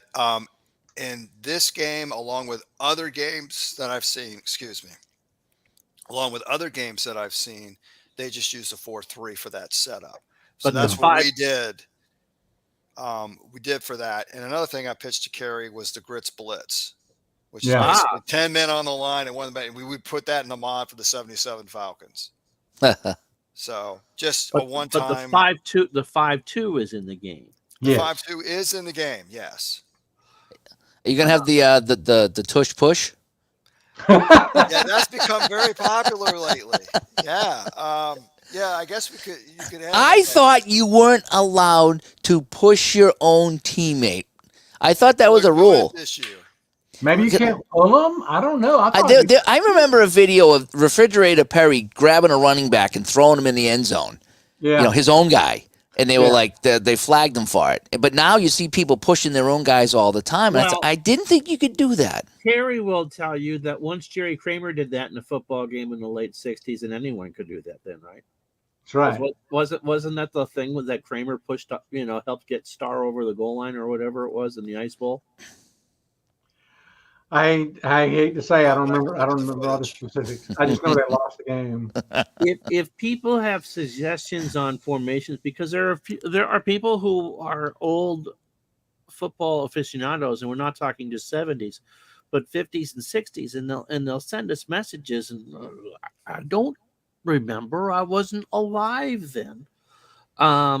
Is there a generic email that they can kind of park suggestions to that, whether because I know it's all volunteer mods and stuff, and everyone wants it correct, but I know when I look at an older season and it wants me to do a trips formation for passing, when did they start with 4 wide and a pass? They weren't doing that in the 60s, were they? Or were they? I don't. I, I'm not entirely sure. I mean, it's a blank to me, but I know that when formations were being added, I actually typed up this long list of and sent it to everybody of these teams did this for formations. And as an example, I want to say the 68 Jets actually used a shotgun. That's right. That's So right. if you want to play the 68 Jets and you use a default, Namath can go in the shotgun. Yeah. Whereas the Steelers in the 70s, the first time they used it was 1989, Bubby Bristol. Really? Yes. They never used a shotgun during Noel until 1989.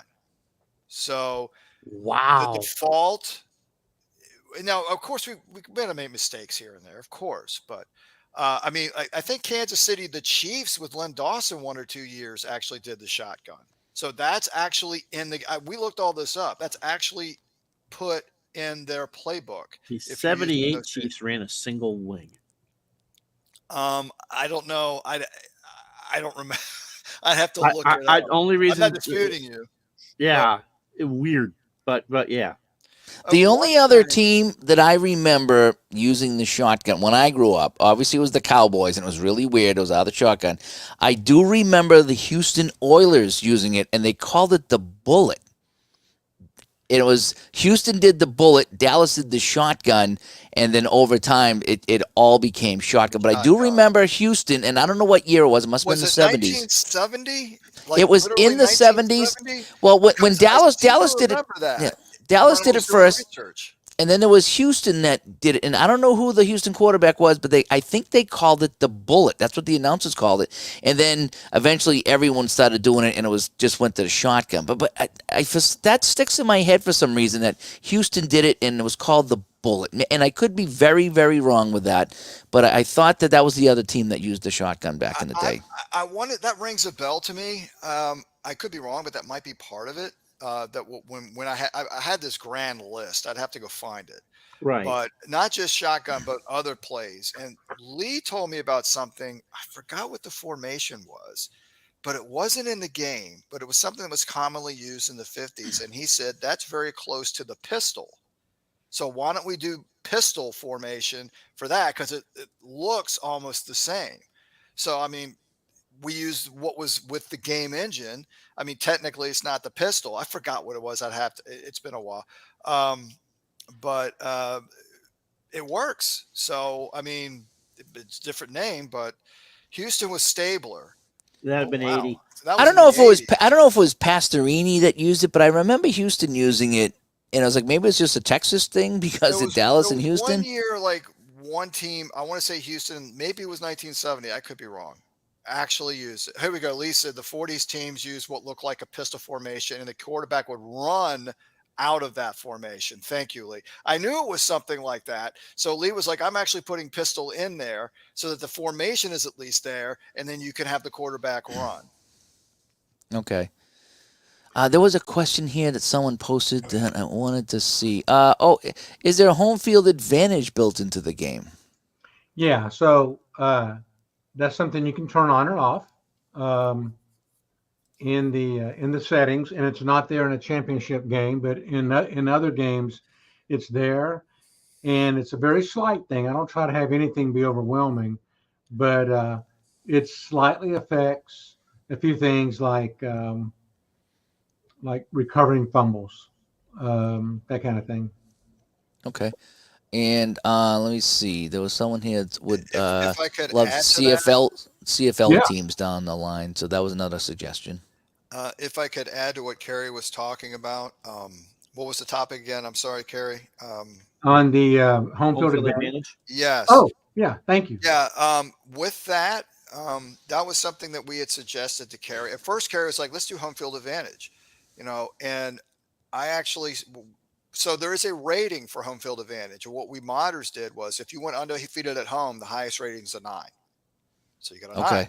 So if you lost 1 or 2 games, it might be a 9 or an 8, and then 2 more games, you go down to a 7, and so on and so on and so on. And then, like, if you won nothing, it was a 2 or a 1. But I suggested to Carrie, what about road rating? Yep. Because some Oh people yeah. better Yeah. on the road. I'll give you an Right. Right. example. The 89 49ers lost 2 games at home, ran the table on the road.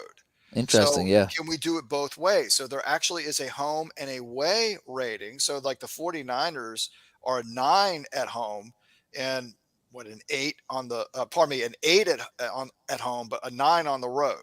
Interesting. Or something like that. Or maybe there's 7 at home, but a 9 on the road because that's what they did in real life. So Yeah. we were I trying to suppose. use we're trying to use the engine so that when you on home or road, with the exception of neutral field, it has some element of truth to it. That's I, right.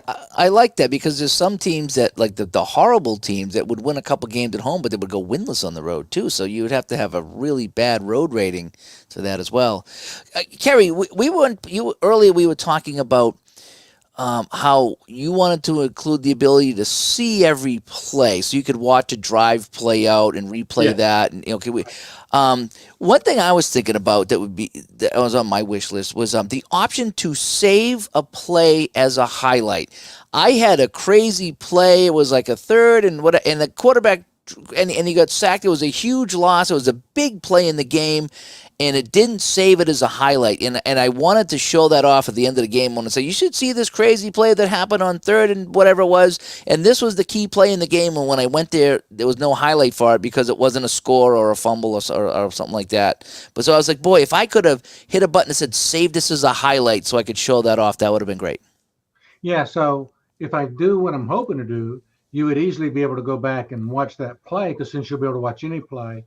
But um, maybe I could also add the ability to mark it as a highlight because one of my users on Steam came up with something I never thought of. He said he would like the ability to mark a player as a favorite so that Ooh. if you're in career play, and let's say I pick, I don't know, randomly Staubach, and Gosh, that's random. I know. Oh, incredibly random there, Gary. We would have never guessed that. So then if I go to a screen called favorites, then I see every player that I have favorited. Even if I play 20 years in my career, I would see them instead of, because currently what you'd have to do is you would go look at Dallas, you'd go look at history, I'd go look at the quarterbacks, and I'd see him in that big list. Or I can go into player history and I can type in Staubach in the filter box and he comes up. Well, wouldn't it be nice to have a screen where the guys that I like to watch, and they could be from different teams. Yeah. I like to watch, Stabler, Bradshaw, and Staubach, all three over their career. So, but that wasn't your question. What was your question? Would it? I got a kind of derivative of that. Oh, Would it be favorite possible? highlights. Don't let me forget. Go ahead. What now, Ryan? Would it be possible when you're setting up a season or whatever to have a check box of things that you would like to see saved personally as highlights? Yeah, I think that's a great idea. In fact, I'm going to have to redesign how highlights are done next year because if you think about it, the game currently has every every play, a minimal amount of data saved because I can print out at any time the full play-by-play of that game, right? Mm-hmm. And then I've got full play information saved over here in an array called highlights.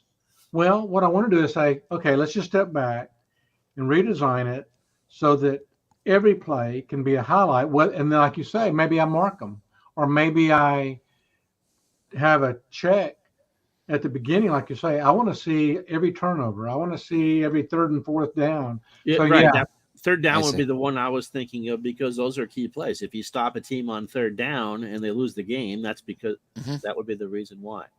now And that brings up another point because I hadn't thought about the highlight question to you guys were saying that got me brainstorming. I think you probably also would like the ability to have and again, some of this stuff may be in the following year's version, right.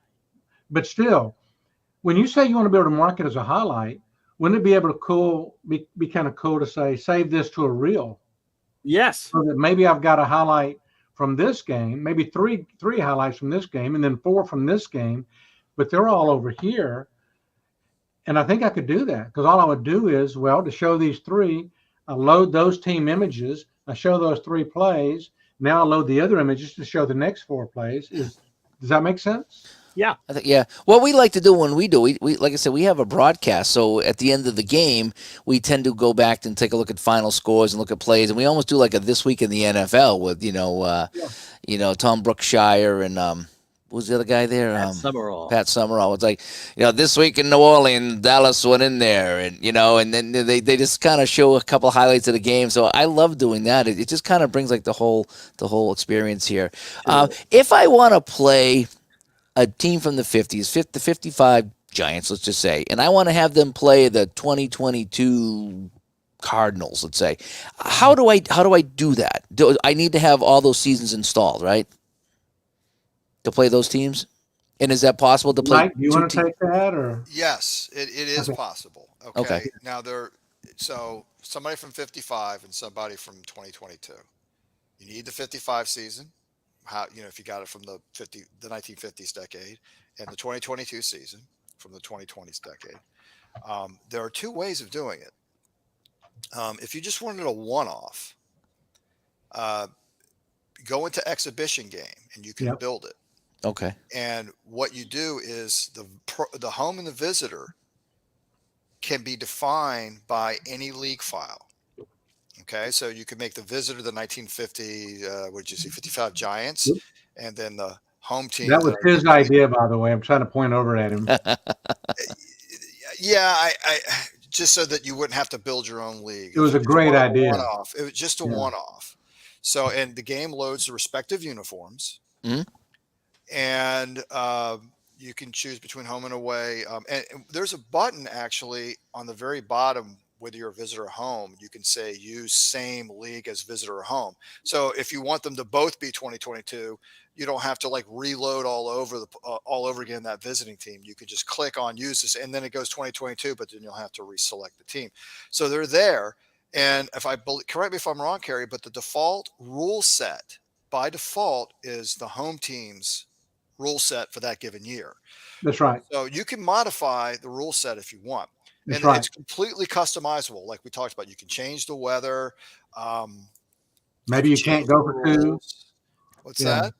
Maybe you say, I don't want to be able to go for two or something. Yeah. Right, right. You Oh can yeah. change the rule set, but by default, it goes with the home team's rules because they're the home team.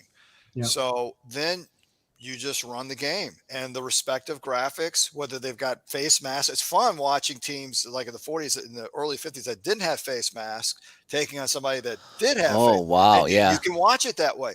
The other Yeah. way is make your own league. And that's something that comes with the game. You can build your own league from 2 teams to 140, and you can have 1 to 16 conferences now.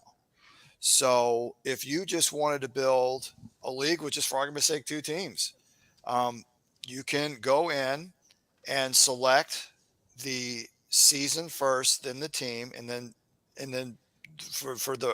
for each decade, and save it that way. I mean, if you just wanted those 2 teams in a single league, it'd be kind of silly. But as a one-off, it's more realistic. But you could do it either way, and so yes, it can be done. And you can make leagues with or simulate games from any time in history. It's just who do you want to see match up? Mm. And again, we try to design it so that the ratings are quote unquote universal, but Okay. we're That not explains. It's perfect. hard. You are better off playing, and this is for any game from what I've been told. I talked to a program of another game. He said the most realistic result you are going to get if you play one of these games is stay inside the given season. In the season, Yeah. right? Yeah. Right. I In guess that respective season. that's Yeah. At mostly least what that. I play. Yeah, because we ask people all the time. When we have them on the show that develop games, it's just like, how can you look at a football team from the '50s, and a modern team where it was all running and they couldn't kick to save their life? I mean, a 20-yard field goal was a big deal, and now you're kicking 65-yard field goals and you're passing all the time. So it's two completely different eras of football, Right. and you still want to play them, but boy, I tell you, I don't know how you make that work. And the same with basketball. We talked to basketball designers, and how do you have a team that played back in the '70s where there were no 3-pointers, and they take on a team from the modern era that is Golden shooting State 3-pointers all day Warriors. long? Let's- Yeah, how do you have those teams play? If this team, how do you rate a team that never took a 3-point shot? I mean, how do they stay in the game? But you're right, stay in the season and all is good. But if you go outside the season, I guess it is what it is.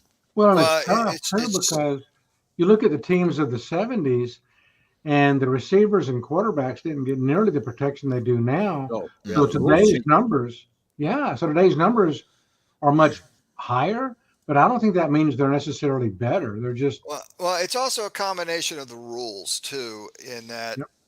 if you look mean enough as a middle linebacker at a quarterback who's really popular, they'll flag you before the snap for roughing the passer. It's gotten Yeah. ridiculous. Yeah. Yeah. I know they're trying to protect everybody, but it's gotten ridiculous. I sneezed Yeah. on him too hard, 15-yard penalty. What? yeah, So, I mean, in Super Bowl 10, when Lambert took the Cowboy field goal kicker when he was patting the player that patted Roy Joella when he missed a field goal, Lambert ran up to him, picked him up, turned him upside down, dropped him on the ground. yeah, Ref went up to him and said, "You're out of the game." And he said, "You can't throw me out of the game. This is a Super Bowl." And he didn't get thrown out of the game. Oh, my wow. That's interesting. That's a cool I did story. not know that. Yeah. All right. Ron, go ahead. We'll wrap things up here. Ron's got another question. Got one more in the chat room, and then we'll wrap things up here. But go ahead, Ron. Any possibility, not that I'm asking, to go further back than 1940? Any interest in doing that? Could it even be done?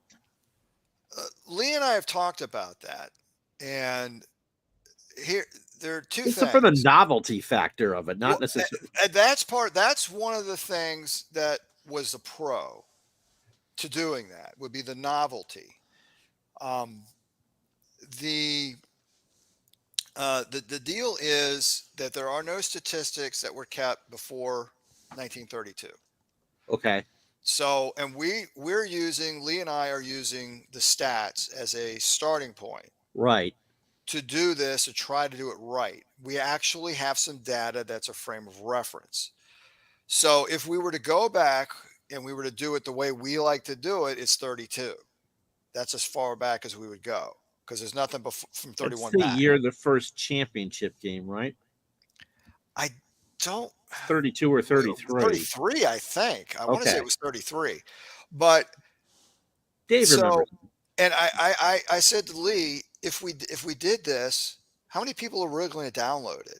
That's How true. much No, work that's yeah. are we putting into this and getting, are we going to get I understand it's niche, but are we going to get people who actually get it? Well, you're going to get 5 people that are going to download this, right? All And this then work, complain that you couldn't get it right. right? And finally, I will say that I built the compilation league NFL 100, and I copied what the NFL did for their NFL 100. There are teams before 1940 that Lee and I built that are in it. I did build them. And I built them as accurately, at least I still want to do it. Lee, I'm not stopping to, hey, Lee built all of the 1940s. I built all the 1950s. Lee, go ahead and build the 30s. I'm the same way, Lee. But I'm not stopping you. That was just my take on it. I would like to do it, but I look at how many people, but if you want to do it, do it. Now watch, he's going to run out and do it. No, wasn't college. There's teams in the 30s and the 20s that were in the NFL 100. So I actually did research, and I'm not going to get the ratings right. I'll do straight up, unless it's like such a different game. Okay, such a different game. I know he's a fantastic quarterback. So I played with that, and I'm not going to get all the race, the skin tones right. And the jersey numbers sometimes weren't accounted for, and their positions weren't always accounted for. So I had to make up because it was Ironman football. Well, this person was the nose guard. Well, I don't know that because it's not historical. If I know it and it's listed, I put them in as a nose tackle. If not, I didn't. So they exist in the NFL 100, whichever, because I wanted to complete that collection like Lee wants to do the 30s. So that wasn't a request. It was just more of a curiosity. Yeah, wasn't college more popular back then instead of pro football? Probably until the 60s. Because it's like when I go back and I look at the history of football, the pro football kind of fades out as the further you go back, and college was the big thing. The Army Navy games, just like you go back to that era, it just seemed like college football was just the way. In fact, I have a football game. I think it's a college football game from the 40s. I think it was 1940. Yeah, and 1940. Yeah, and it came with wooden dice, and if you wanted to hit the extra point, you had to roll a 7. Otherwise, the extra point was missed. Let me tell you, I want to. At some point, I'm just going to take a release cycle of the game and say, I want to do what I want, which is to put college into this game more. But that's probably at least another year away. I'd like to answer one of the guys' questions. Carlos, he's got a cute picture of a dog up there. Yeah. And he asked me, did I ever dream I'd be able to make a game? Yeah, that's the question I wanted to put up there for Kerry. Did you ever dream you would be able to make a game and give us a great game that we could enjoy? No, and you know what? Sometimes I see people slam on the game because it's not what they want. And like anyone, briefly that can bother me. But you know what I never get over? I got to sit with Coach Landry. I got to write a game and I'm published. and I've retired from my real job now, and so I do this now. I've been doing this a lot this year. My family's kind of like, I thought you were going to slow down a little bit. So, but no, I think I'm one of the lucky guys. I feel very blessed, totally lucky. I think that no game is perfect. No Yeah, game is going to please everyone. right, We get far more compliments on this game than we get complaints. But every now and then, someone will chime in and say, these graphics are stupid. They're so old looking. That's the idea. It's not Madden. It's not supposed to be Madden. It's supposed to be fun looking, and I think that's what captures the fun of the game, is that you're not Madden. And right. I talked about this on a couple of shows ago. There was a baseball game that I used to play on the Xbox maybe 10 years ago, five, whatever it was, and it was a cartoony game, and it had old people and young people and men and women and Santa Claus and Colonel That's Sanders, great. and it was a fun little baseball game, and I forget the name of it now. And they're on their third or fourth version of the game, and I think they were purchased by EA Sports. Oh Lord. And this baseball game now looks like RBI baseball. It's gone from your goofy characters and goldfish swimming in the dugouts to a more serious type of baseball game. And I was like, something? When this was just so fun with the way it was goofy, it was crazy, and that made the game fun. And now that it's a serious look and it's a more serious baseball sim, I have MLB The Show if Yeah, I want to play a serious baseball sim. yeah, I went to this game because it was fun. With two strikes, the batter's sweating and it's getting in his eyes and he's nervous and shaking, and that's what made it fun, was kind of the goofiness of those graphics. It still played fantastic, but the goofiness of those graphics made it fun. And not that your game is goofy graphics, but no, it's a throwback to it. right, And so when right. I get complaints on the graphics, I just can't take it seriously. But that's what this game is going It for. has its unique charm, is Yeah, what it has. It has a yeah, unique charm. It makes you think retro '90s video games. Um, so haters will be haters. Yeah. That's what it feels like, and it takes you back to a fun time. I could retire and play. yeah. But And yeah, the other thing is, it's got its own charm. I mean, Yeah. why knock it? And and I suggest I keep those graphics in there, because every year the mods get better. And I think it was last year was the biggest leap. I remember when I played the 2023 version. I go, holy cow! These things are jumping out at me on my computer screen. They're so good. It was such a leap. It really was. You can thank Lee and Dream Teams for that. They worked on the graphics. They Yeah. did a completely new graphics. They started all over. And yep, remember, I mentioned how they were consolidating graphics. Mm-hmm. This was that while they were doing. But while we're going to do this, let's just have it. Those guys were like, we're just going to set it up hey, Brad. so that we can consolidate and group everything and make it easier for everybody. We just do it all in one big shot, and they worked tirelessly to get this done and got it done at launch. It looks so clean. Yeah. It Oh, Yeah. really looks so clean. those guys are so fantastic. They Mm. are the unsung heroes. Any chance, Absolutely. as I say that, of having field wear in the graphics?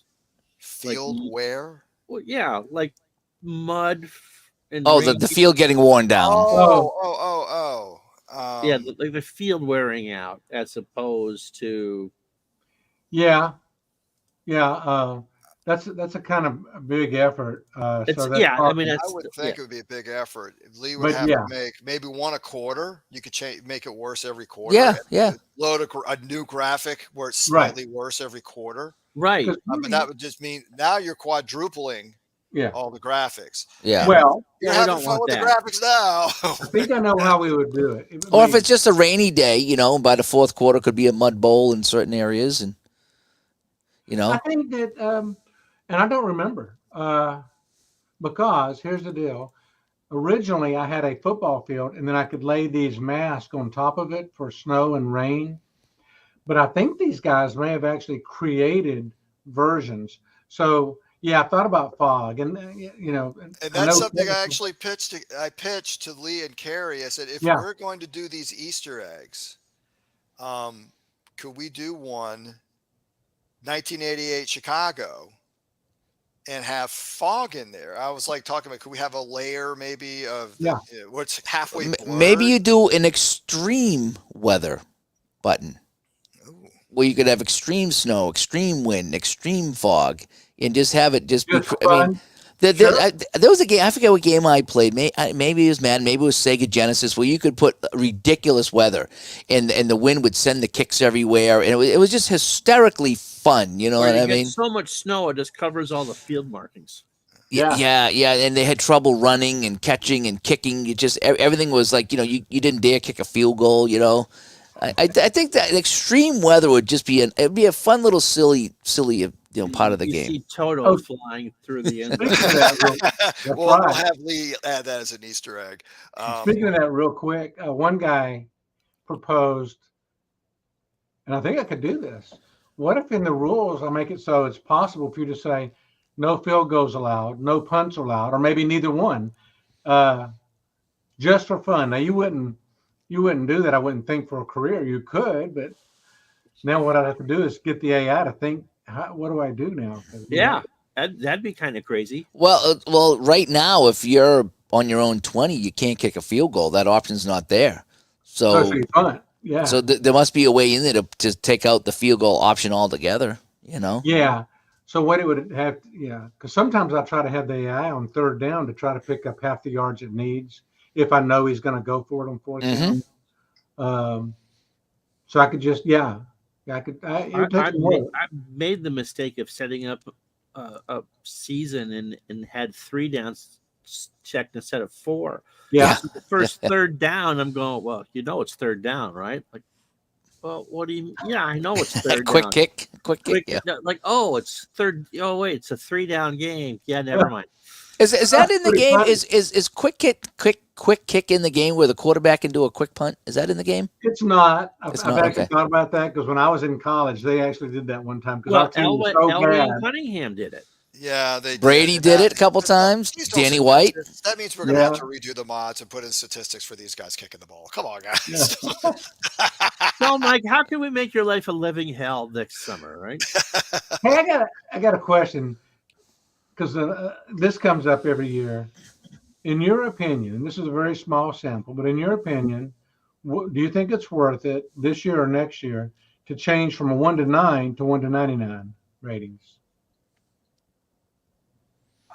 I would think the larger the number, the more dialed in you could get. I mean, 1 to 10 is this, but the difference between an 8 and a 9, between an 80 and a 90, you have I would think that maybe. Again, you're talking about an 80 for someone that played in 1960. Is that going to be an 80 for someone that played in 2020? No, yeah. You don't want to overthink it. Another thing is, all right, you might be taking the fact that we'd have to redo all of the seasons all over again, unless Kerry has some kind of generator where if somebody's rated an 8, it randomly goes from 80 to 89. Right. You're also going to open a can of worms of people going, that person should be rated this. You're exponentially, no matter what you do, you're going to get that though. Right. I mean, and he already has my opinion, Kerry already has an established rating system that works. I mean, he can tinker with it for better realism, and he does every year, and he figures out stuff. But what difference if it's somebody is an 8 versus an 82? I mean, if it ain't broke, don't fix it. I mean, that's kind of the way I look at it. Because we had somebody on one time that had ratings A, B, C, D, and people were complaining left and right. Why is this guy a B and also this guy a B? Well, if you think of it, it would be 25 at a whack. So a B would be 50 to 75. Well, if you got a guy that's 74 and a guy that's 51, they're both B.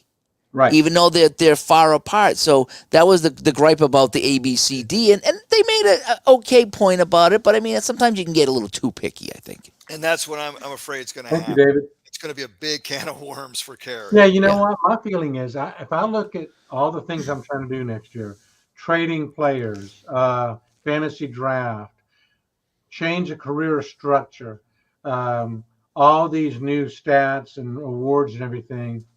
And hey, thank you, Gary. So I think if I look at all that, even though I can see me eventually doing the 1 to 99, I don't see that being the same priority as these other things. Because I mean, you mentioned some more today. I think we all would love to see expanded highlights, expanded studio. Um, I mean, I'm open to more ideas on the studio. To me, it only makes sense to be able to go to the studio or to see the ticker if I'm in a game. But a few guys have said, well, why can't I see it when I'm not in a game? And I'm thinking, what would you see? Because I don't know. So to me, that's a lower priority too. But if it is something you guys, if you guys think of more things, throw them my way because I'm in the planning phases. Well, it's a visual game. Mm-hmm. Right. Unlike the other sims on the market, which have some visuals, I mean, the draw to this is that it is so visual and that it does everything else under the hood that the other games do. But, Right. Going to the studio, I mean, if you want to watch, a 4 or 5 minute highlight reel and not have to flip through, or maybe you want to just play that your game is on the West Coast and you just want to go through and, well, what did I miss or there? Or if you want to go through and have the Thanksgiving days or those Saturday games, like, okay, so my favorite team is, let's not say the Dallas Cowboys because we've heard a lot about them tonight. Let's say that your favorite team is the Rams. And so you're coming into it and obviously your home games are going to be late, either 4:05 or 4:25. What else happened? Especially back in the 80s when Atlanta was in your division. So, Oh yeah. Or New Orleans. So right. you might have San Francisco, New Orleans go at it at 1:00, and you want to be able to see what happened because they would know. That's right. So that would be one of the reasons. Thank Or you. you could be like the New England Patriots and just be on prime time all the time, and Well, when you win 6 Super Bowls, I mean, that's what's going to happen. Yeah. Pittsburgh says, "Welcome to the club." First of all, Yeah. Yes. Gary wants a hockey game, and I agree. So when I was young and full of hope and everything, I thought I would eventually have a baseball game, a basketball game, and a hockey game. Now it's all I can do to keep up with football. Yeah. But Gary asked a a good great game question. that people want. Huh? It's because you built a good game that people yes, want. yes, you did. You keep keep improving on it, and you listen to your customers. You listen to. You can't always give them what they want, but you at least take the time to consider it. And that, I mean, that's beautiful. That's you've developed a fan page just from that. This guy actually listens to us. Right. He at least considers trying to do it. Or if he I've already can't do it, he'll tell us it's not in the cards.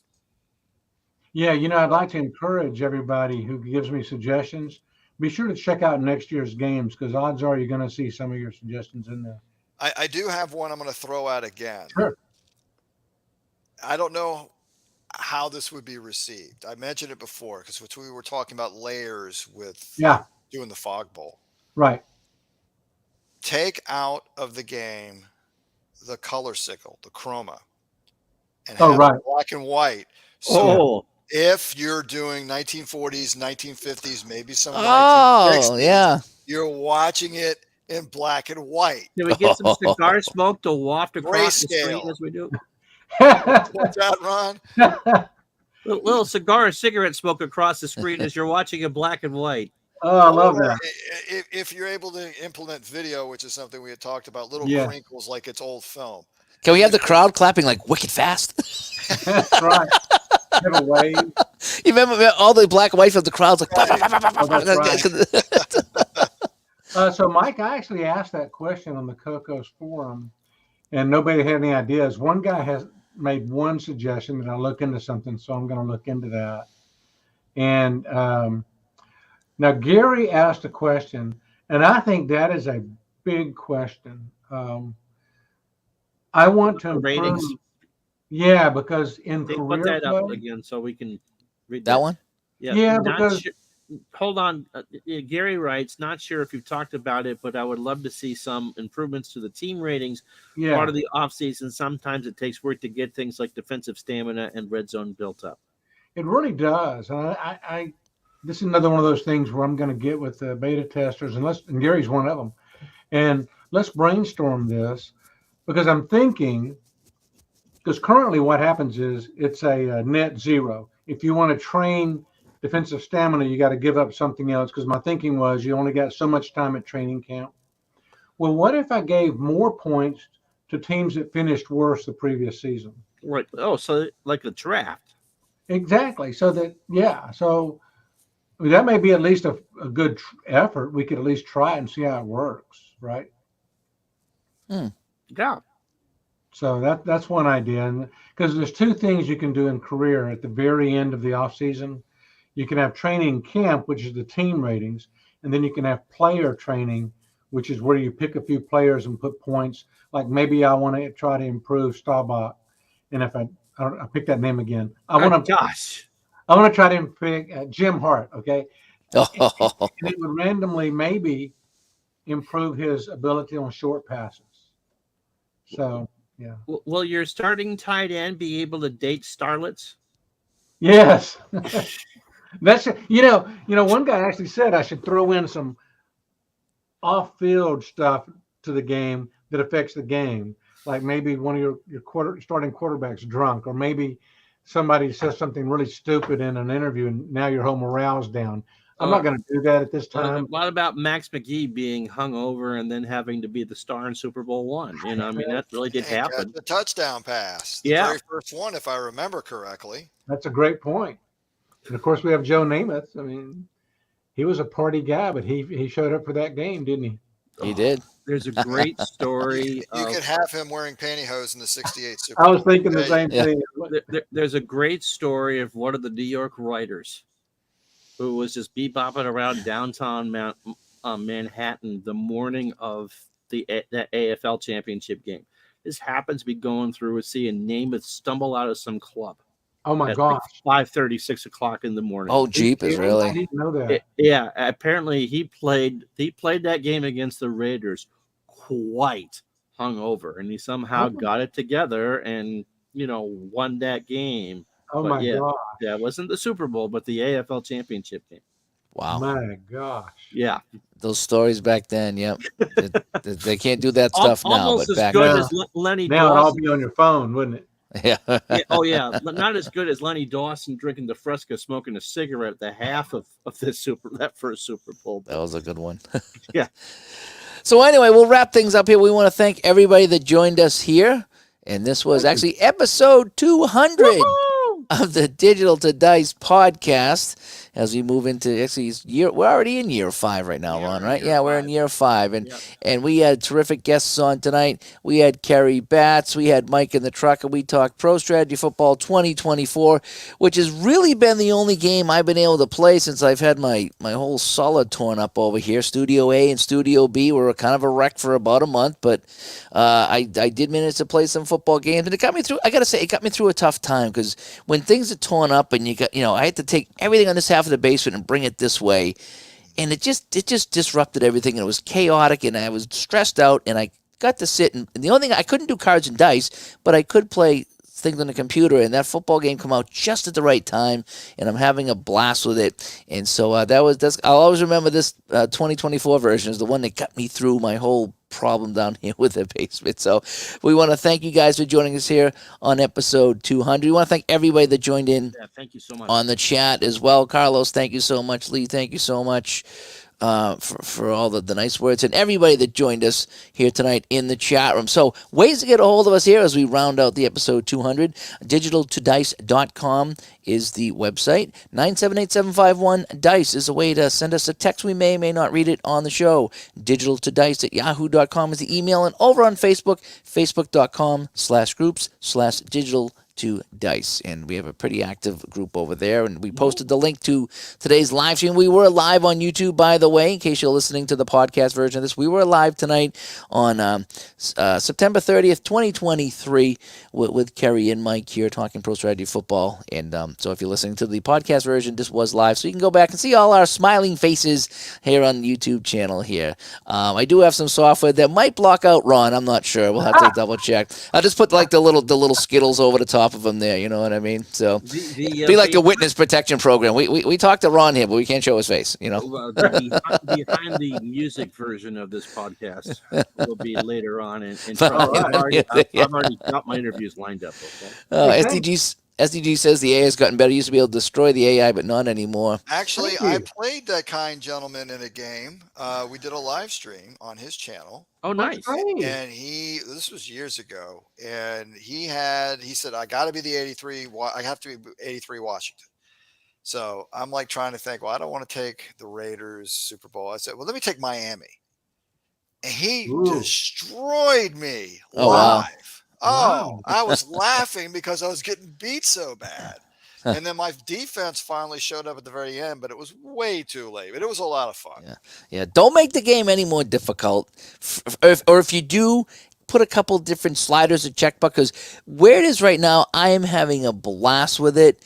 And there's other football games I play that I can't get a first down to save my life, and I don't play those games because they're just not fun. I don't know enough about the game to do that, but in this game, I run, I draw play, screen pass, short pass. I mix it up, but I go with the feel of it, and I have somewhat success in the game, which makes it fun for me.